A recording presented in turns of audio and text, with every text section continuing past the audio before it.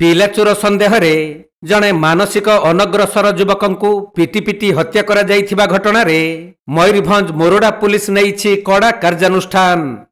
ଏହି ମାମଲାରେ ଆଜି 13 ଜଣ ଅଭିଯୁକ୍ତଙ୍କୁ କୋର୍ଟ ଚାଲାଣ କରାଯାଇଥିବା ବେଳେ ଗତ 2 ଦିନ ପୂର୍ବରୁ ପିଲାଚୋର ସନ୍ଦେହକୁ କେନ୍ଦ୍ର କରି ମୋରଡା ଥାନା ଅଞ୍ଚଳରେ ଘଟିଥିଲା ଦୁଃଖଦ ଘଟଣା।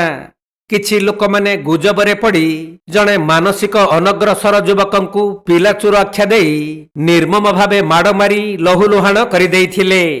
ପରେ ଗୁରୁତର ଅବସ୍ଥାରେ ମୋରଡା ପୁଲିସ ତାଙ୍କୁ ମେଡିକାଲକୁ ନେଇଥିଲେ ବି ସେଠାରେ ତାଙ୍କର ମୃତ୍ୟୁ ହୋଇଯାଇଥିଲା।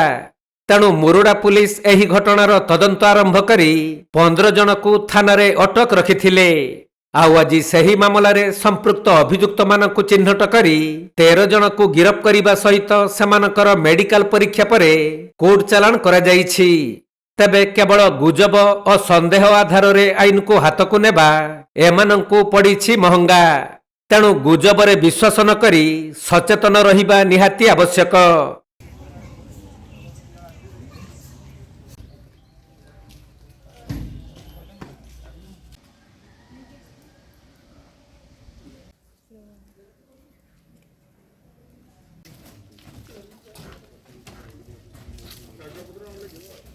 ମୟୂରଭଞ୍ଜ ଜିଲ୍ଲା ମୋରଡାରୁ ଜ୍ଞାନରଞ୍ଜନ ବେହେରାଙ୍କ ରିପୋର୍ଟ, କୋଣାର୍କ ଲାଇଭ୍।